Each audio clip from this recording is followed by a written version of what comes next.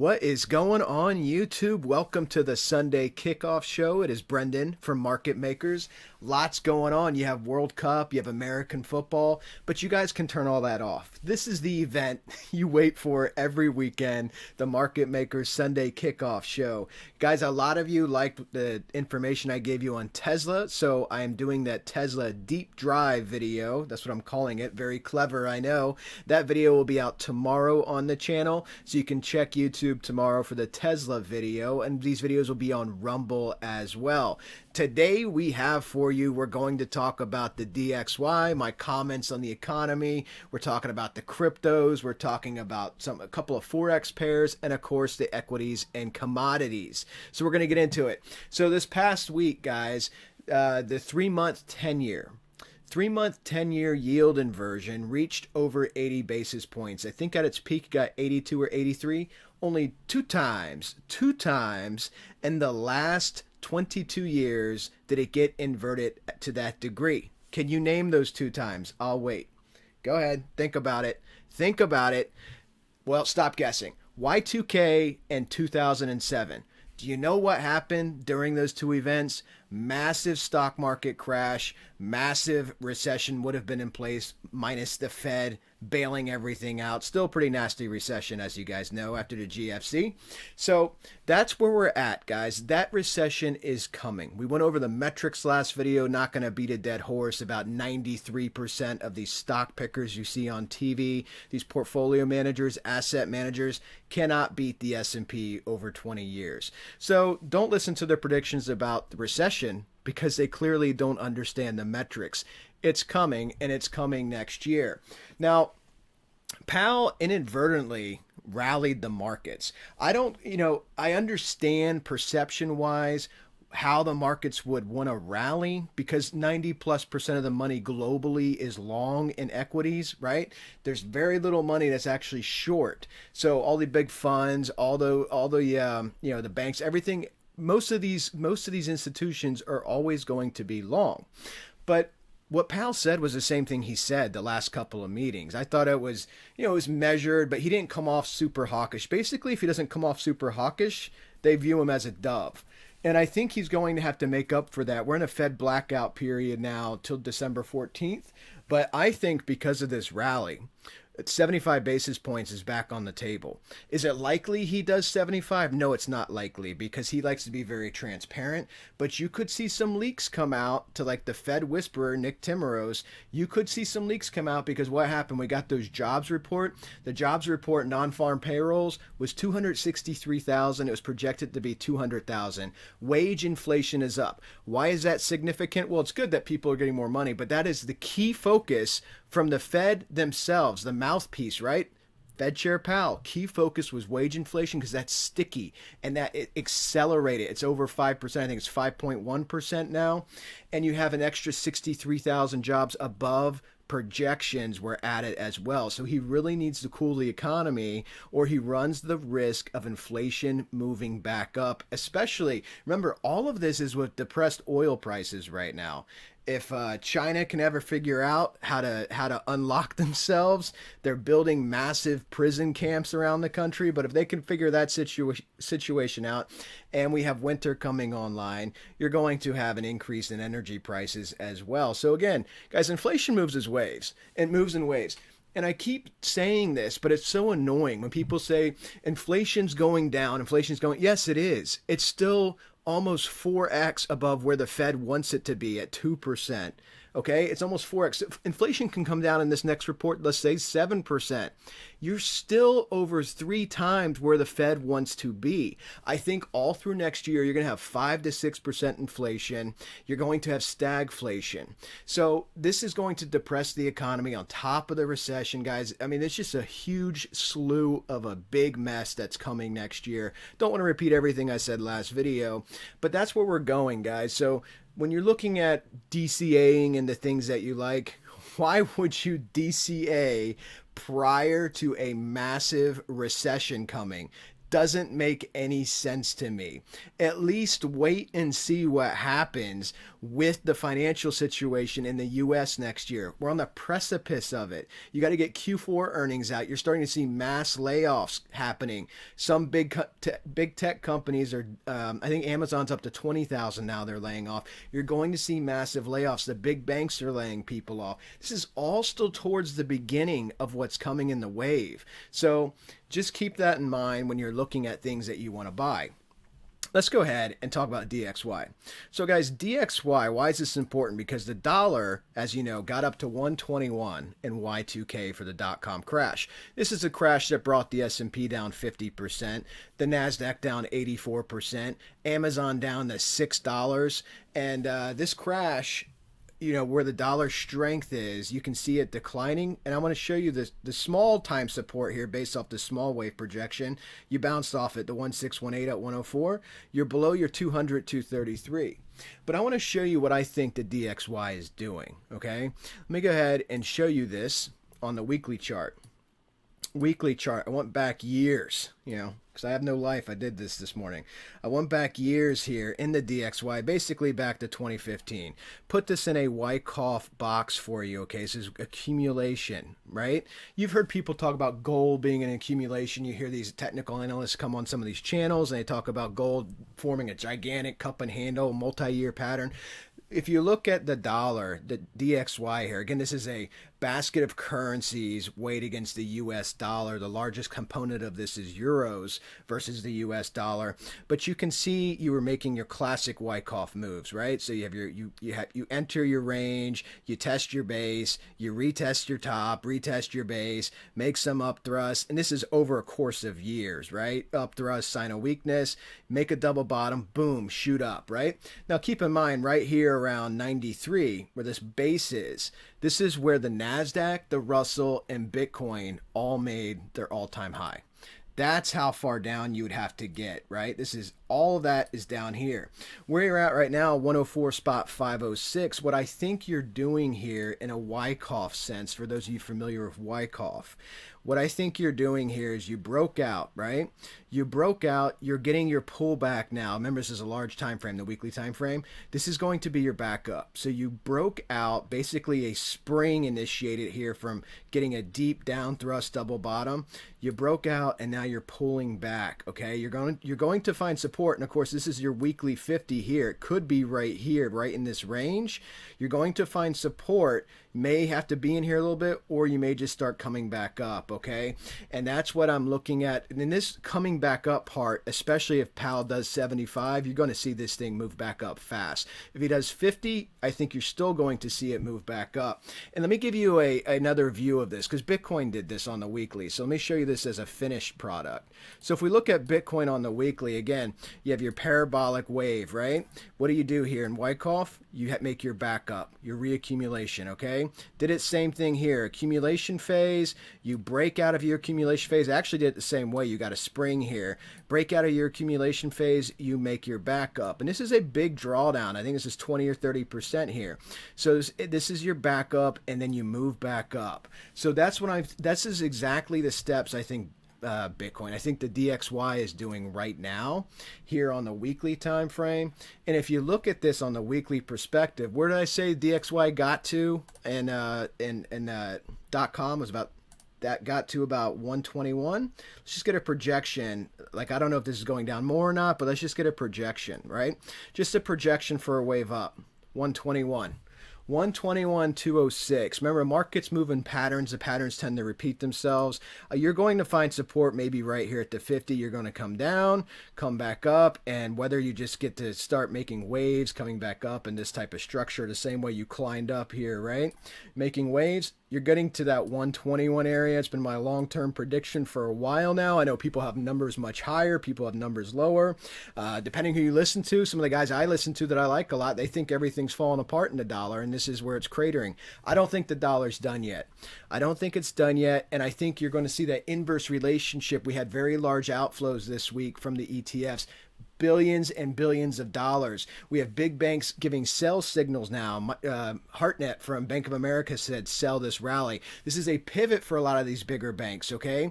A lot of the big banks are saying sell the rally now. I think you're at tops in these rallies. We're going to look at the charts as well for confirmation so you guys can see that. But I think this is what you're going to see the dollar do. It's going to find a base and it's going to make another move up, okay? Remember, the dollar got to 121. Stocks absolutely cratered in Y2K. And then the dollar will come back down when money flows back into risk assets. So we'll keep tracking this, guys. Let's go ahead and look at Bitcoin. On the weekly time frame, not a whole lot. We spent a good amount of time last video going over some targets and things on a weekly time frame.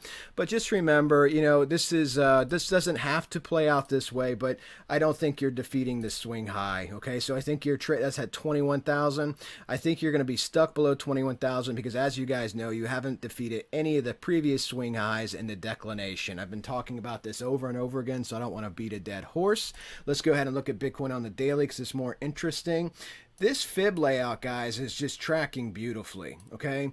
Volume looks okay. You're getting some negligible candles, but this 618 at 17,119. I mean, look at this. Yes, you do get above it, but look how many candles are stacking up here, okay?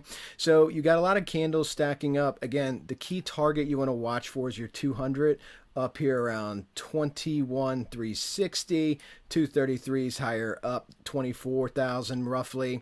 So you want to see what Bitcoin does, but it's just not doing a whole lot. This is that trade I keep pointing out, 28% drawdown. Guys, if you want to trade with us in our room, definitely check out the link in the video description. Download Discord, click our link, join our room. It is half off for the rest of the year. Less than 4 weeks left if you want to join. $20, guys. Come try it out for a month. Get education, trade signals, fantastic community, live streams, lots of different stuff. I think you'll really like it. And check out our sponsors as well if you are going to trade, because they support our channel. You like my content? You can support us with trying out our sponsors, okay? SimpleFX for everything. They even have a small handful of cryptos. That's a CFD decentralized exchange, and that is for mainly equities, Forex, but they do have a small handful of cryptos as well, and a ton of commodities and individual equity listings like Tesla, like Netflix. BITGET for all the cryptos, guys. Our first sponsor, been with us a long time. Their Merkle Tree Proof of Reserves is published on their website now. If you have a BITGET account, you would have received that email, but you can go check that out as well. And let's look at Bitcoin here. Divergences, no, not yet. Volume, momentum's pretty flat. I mean, you're going to see that because it's not doing anything, right? So we're still hung up at 17,119. The 764 is at 17,5. The 1 fib's at 18,138. And of course, beneath you, you have 16,804 and 16,489. Very, very tight range. The base of this range is 15,469 that you have traded at, okay? You've only tested that a couple times. Tight range, not a lot of action. Let's jump to the equities. Let's look at the S&P on the weekly, because lots of people, Tom Lee's on TV. Everybody knows him from CNBC, Permabull Extraordinaire. I think he has a target 4,300 for the S&P. He doesn't do any technical analysis that I'm aware of. He just comes up with numbers. He's been wrong all year about everything. Going into the end of last year, he's been wrong about everything. Literally everything. That's the key to success in TV, is be wrong all the time. They'll keep bringing you back on. Okay? So this is where we're at. We have this downtrend line from the top of the S&P. Remember, this is a broader market, guys, representative, with 500 companies. So this is where you're at. You have the downtrend line. You broke through it, but you're below the 0.5 retracement at 40.62. You're at 40.61.9. You have the weekly 50 just above you, which I think would be the ultimate cap for you, okay? That's at 41.36. If you were able to poke above that, you're at 4,200, 41.97 to be specific on the 618. I don't see that as likely at all, okay? And when we go down into the daily time frames, You'll see why. So you got above your 200, 233. Looking at your volume, everybody was talking about how great the volume was. It was average volume, okay? Average volume, you're back to negligible volume. You fell back below the 200, 233. From a Wyckoff perspective, you got your pivot out, right? There's your Livermore pivot here, right? Using that 50, breaking out above it, boom, you shot up. So what you're trying to do is hold this 200, 233 to keep moving up. What do you need to do that? You need active participants willing to pay higher prices in this market to get this. And I think the market is transitioning from accepting, okay? You've heard the narrative change a lot. Remember for the last, I don't know how many months now, 6 months, we've had, will the Fed pause, the Fed pivot, smaller rate hikes. The market's kind of digested all of this now. They know the Fed wants to go to 4.75 to 5. I think the Fed's going to have to go higher. I don't know if they have the cojones to go higher, but I think they're going to have to move north of 6% if they really want to get inflation back down to 2%. I don't think they'll be able to do that. I don't think the market can handle those types of rate hikes, but doesn't mean they won't try. And of course, you always have, the fact that they could just totally chicken out and pivot and cause massive inflation.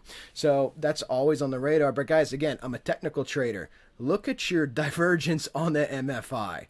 I mean, if this was Bitcoin, everybody'd be loading up shorts, okay? Look at this. Look at this divergence on the MFI for the daily time frame. Higher highs in price, lower highs consistently. Remember, volume weighted RSI. Look at your volume momentum.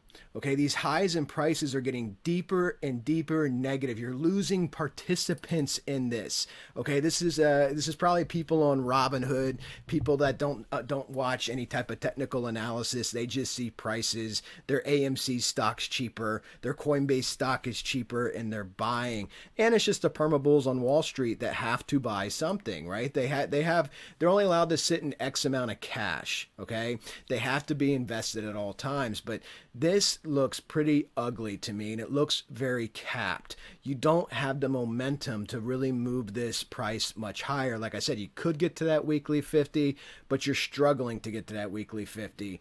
And so this is just, I'm looking at the volume divergence here, down left to right. Again, the MFI, the volume weighted RSI, the VROC, everything just looks pretty capped. You're going to have some fluctuations here. Remember, too, the VIX, guys. The VIX is at 20 or just below 20. I think it's at 20. I thought I had my VIX chart up. But the last bear market rallies now, this would be the fourth one, okay? That was your top. When the VIX, the volatility drops like that, it spikes up when you start having the volatility increase. And that was always your top, was around that 20 to 22 range for your bear market rallies. And you're like at 20 right now, if not slightly below. So this is, again, the risk to the downside is greater than the risk move to the upside. So if I was in assets here, I'd be unloading here and looking for opportunities to get into shorts here, okay? Even though it's not summertime, we want to wear some shorts. If we go ahead and jump over to the Russell, the red-headed stepchild, my favorite to short in the family. We got the 618 fan on the weekly. You touched your weekly 50, okay? And you got rejected, obviously. This got up to 1903. You're at 1887. This is an opportune time to really look at what the market's going to do and potentially wear some shorts here. And if we drill down into the daily time frame, you're above your 200. Remember, if you don't know a lot about technical analysis, all you hear the TA people on TV say is, well, you're above the 200, that's bullish. Yeah, you have to have everything else in confluence with that. Remember, high probability trades are about confluence. Am I trading a breakout above the 200 when the volume looks like that? Look how far below average volume you are. No, I am not. It's absolutely ridiculous. You don't have any momentum here, okay? Once again, capped. You have the 1 fib at 18.99 that keeps acting as your ceiling. Get a little bit above it, fall back down below it, and you're getting big moves. You're getting $50, $60, $70 moves in these candles. And if you look at the MFI, again, massive divergence on this rally up, okay? So you just keep making lower highs, price keeps moving up and making higher highs or close to the highs, and of course the volume momentum keeps getting stronger and stronger to the negative side, losing participants. This is topping out the 618. Ideal entry here would be between 1887 where you're at. Obviously you want to get as high as possible, 1899. 19, wherever this top is here, depending what candle you're looking at, 1903. I guess you could look at the wick of the last one here. And you got all the way up to, what was that, 1908? So, I would be comfortable once the momentum starts to shift, anything between 1880, 1900, that's a good area. That's a good area to look at this, because if this starts rolling over, but again, you want to see confluence with the other markets, right? But if this starts rolling over, that's a good area to wear some shorts. And if we look at Tesla on the weekly, and again, Tesla deep dive video going out tomorrow, guys. It'll be out on Monday, so you can check that out on the channel. And Tesla bounced off as 230 or 233, I should say. Almost touched at 200. Bounced off to 233 in the weekly time frame. 50's up here. Just looking at the big picture here. And if we look at the daily, you're caught in a mean reversion trade. Okay, got good volume here on Tesla. If you look at the 1 fib, you see the 618. 1 fib's at 198, 1618's at 176. Your 1 fib is your geometric mean between the 618 and the 1618. So basically, you're just doing a mean reversion here, okay? You're bouncing off the extreme, going back to your mean, bouncing off the extreme, going back to your mean. And Tesla may be bouncing for a little bit. The MFI is pretty flat here. Your VROC, your volume momentum died off. Not a lot of activity here. It's kind of an equilibrium of buying and selling. And this may wait for the market to shift one direction or the other. Your 233 is above you at 216. Your 200 is much higher up here at 263. And those actually may be reversed. Now I have to check. Actually, that's your 50. Okay, yeah, so that's your 50 up there at roughly 216.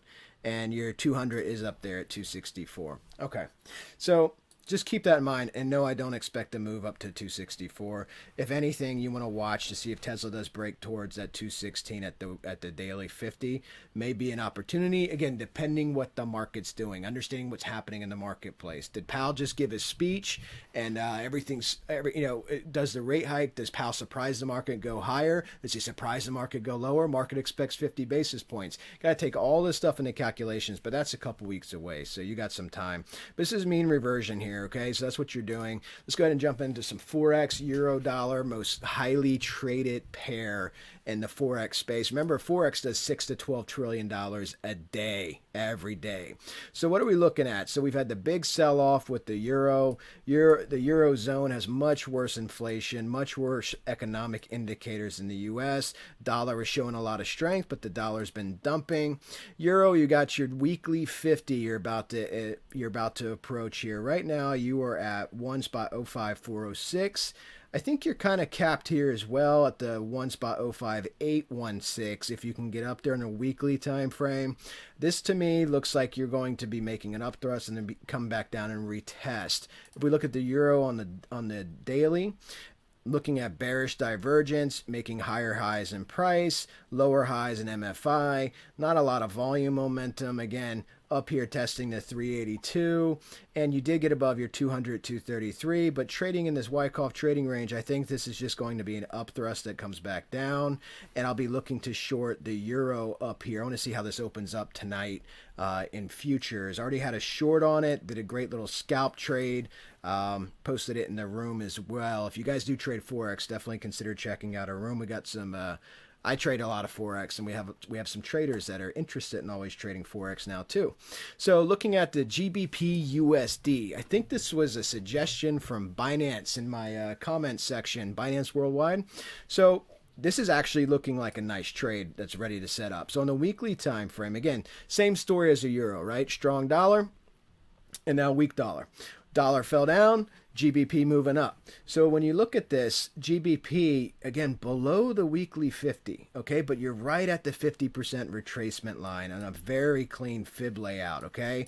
You're right at the 50 at 1.23050. Again, this is weekly time frame, okay? Your 618's higher up.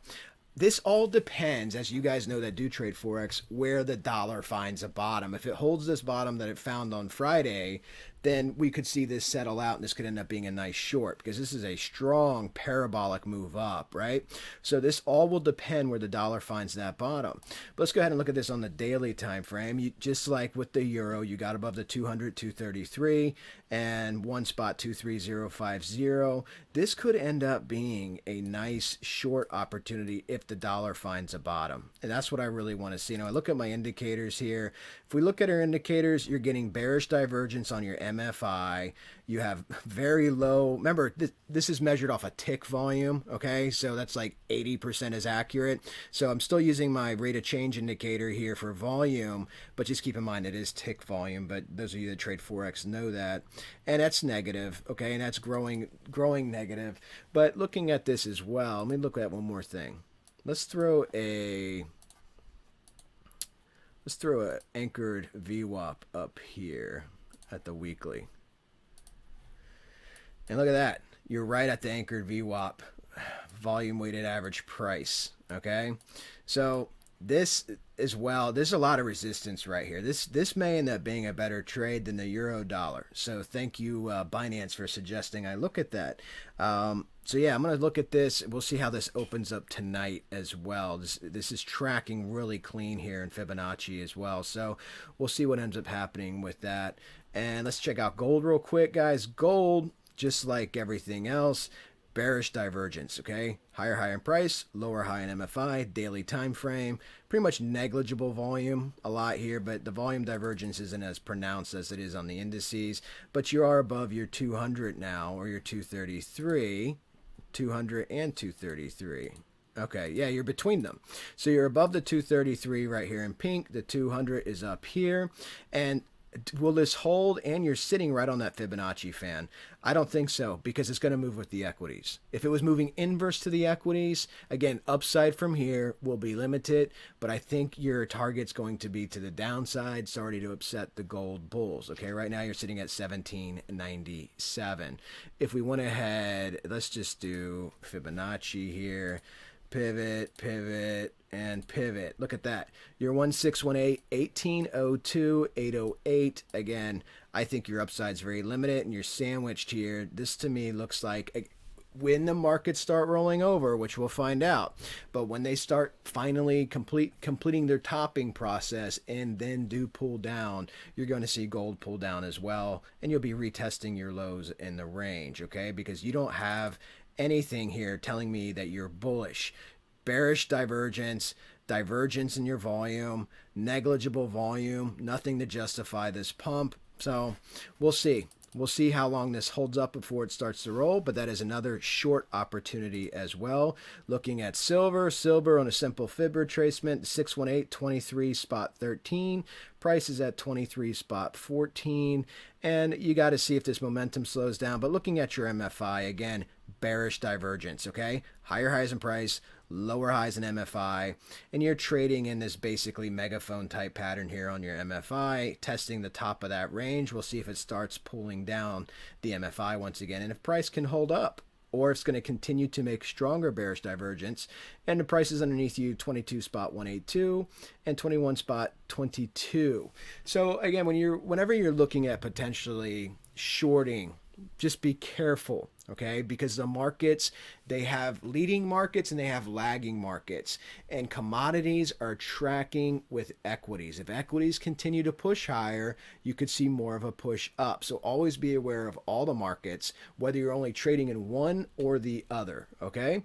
Looking at WTI again doing a mean reversion trade here as well, bouncing off the 1618, bouncing up to the 1 fib. That's at 82 spot 440, 1618, it's at 75, and you're stuck in this range. Your 200, 233 are above you. You basically want to get above $92, okay? You want to get above $92 to be able to bounce up off of this and get out of here. DXY, WTI, man, I've been doing this too long. WTI has been in a very, very predictable downtrend this whole way. Look at the 45 angle, how many times you bounce off of this, okay? And you're hung up below your 200, 233. Again, commodities are driven by global economics as well. Recessions slow down economies. Economies that are slow don't need as much oil, but conflicts can restrict supply. OPEC Plus can restrict supply. So you have this constant variable that you have to be aware of. So you can find this in the price action as well. Bearish trend still intact. Bottom line, you're bouncing here back and forth, back and forth. Potentially some trades you can take on scalps in smaller time frames. Okay. All right, guys. Hope you enjoyed this video. Check out the Tesla deep dive video. I'll put that out tomorrow. And definitely like and subscribe to the channel. Take care, everybody. Have a fantastic Sunday evening.